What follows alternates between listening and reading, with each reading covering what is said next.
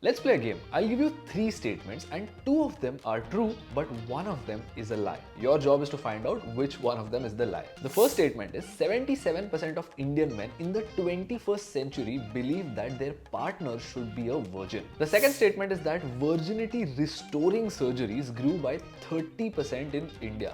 And the third statement is that a virginity crazed tribe believes in beating up women on the night of their marriage if they aren't virgins. Now time for the big reveal. Obviously statement 3 is a lie because it sounds the most made up. But here's the shocker. All three statements are true. Listen to Anita's real story that tells you how messed up this practice is. When Anita got married, the entire village along with her family took her and her husband to a room that had nothing but a single bed with a white bed sheet. But this is not just a celebration, this is an examination of Anita's virginity.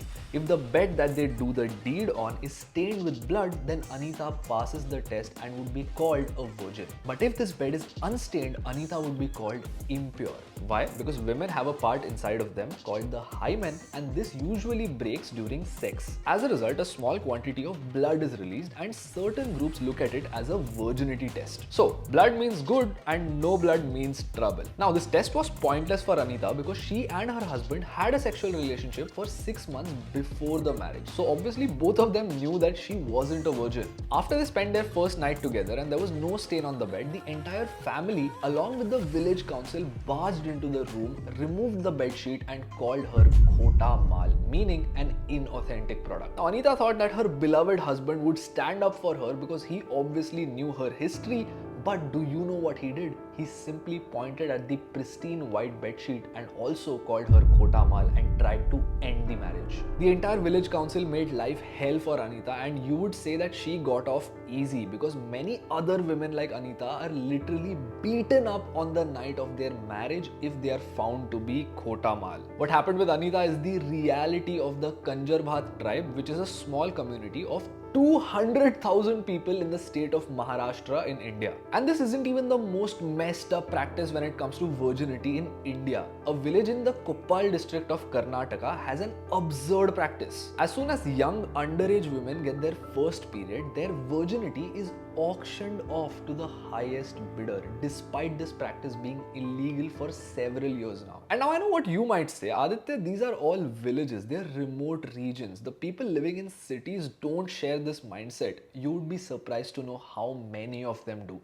I conducted a survey where I asked nearly 15,000 people whether their partner's virginity mattered to them. I presented a simple yes-no question to a very large sample size of 9,000 men, and 58% of them said that yes, my partner's virginity matters to me. A lot of these men also went on to send me some absurd texts, which we would cover shortly. On the other hand, I asked the same question to 6,000 women and the results were very different. 54% of them, that is more than half, said that their partner's virginity did not matter to them. But what's shocking is that 46% of them still believed that it did. Now, the small poll that I conducted was highly accurate for the men, but not as accurate for the women, because 75% of my audience is male, and despite being told not to vote for the poll presented to the women, they did. I believe that if only women answered that poll, more than 70% of them would have said that virginity of their partner didn't matter to them. But anyway, the big takeaway here is that more than half the people cumulatively believe that virginity matters, and these people do not live in villages. They live in tier 1 cities like Mumbai, Delhi, Bangalore and Hyderabad. So the question begs to be asked, why on earth are Indians so crazed about virginity? क्या virgin है?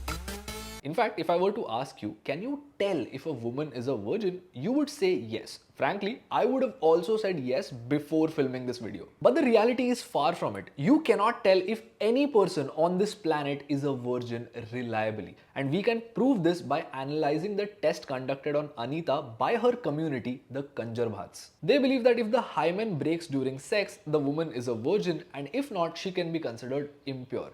But science says something different. Doctors have told repeatedly that the hymen doesn't just break due to sex. Your hymen could break because you were cycling, because you were gymming, because you were simply aroused. Pretty much any hardcore activity could lead to the hymen breaking. In fact, there's an other side to this as well. If a woman has sex with an intact hymen, chances are that the hymen still doesn't break. And as if that wasn't all, about 3 in 10,000 women are born without a hymen. So the bed staining is simply a matter of chance. Point being, there is no scientific evidence that says you can reliably test a woman's virginity. In fact, you can't test men's virginity either. But we probably already knew that. We're just having trouble accepting the same thing for women. Now I'm about to share some data that would literally blow your mind. But before I do that, if you learned something new up until this point, please consider subscribing to the channel. Indian society is so crazy about this hymen theory that Dr. Anup Dheer, a cosmetologist at Apollo Hospital, said that a special type of surgery is growing by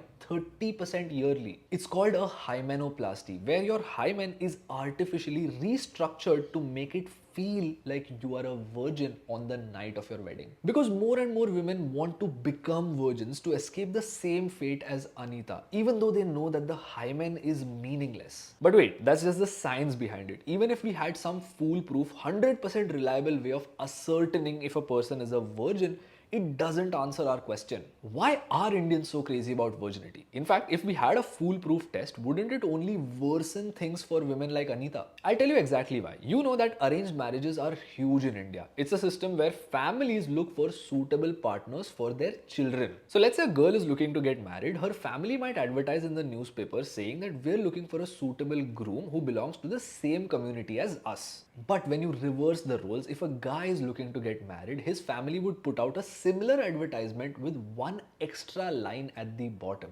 We are looking for a pure virgin woman.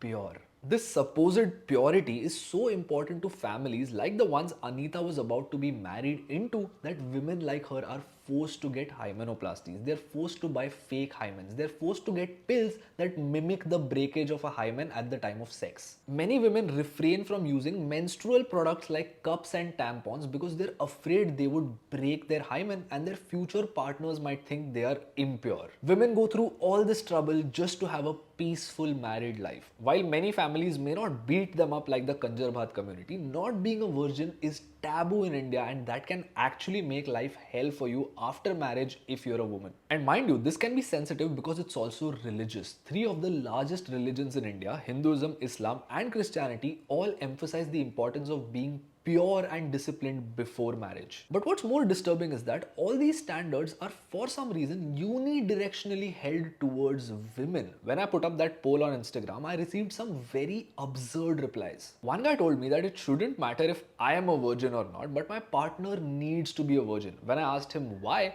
he said that a key that opens all the locks is considered to be a master key. But a lock that is opened by many keys is simply a useless lock. We're literally comparing something as sacred as the institution of a marriage, a person, to an object. Another man that I spoke to said something hilarious. He said that it's okay for my partner to not be a virgin if I am also not a virgin. But if I am a virgin, my partner should also be a virgin. This guy literally made his own sex life the independent variable that decides whether he marries a non-virgin. But most women that responded to my poll with their opinions said something starkly different. They said that it really didn't matter to them that their partner was a virgin. What mattered was the compatibility that both of them shared. So I started wondering why these double standards exist even when it comes to educated people living in cities, and I kind of figured it out. This happens because of dynamics between men and women. For instance, in order to start a relationship, a man has to actually woo and court a woman in order to get her to like him. On the other hand, the woman is the one that is being wooed or courted and usually has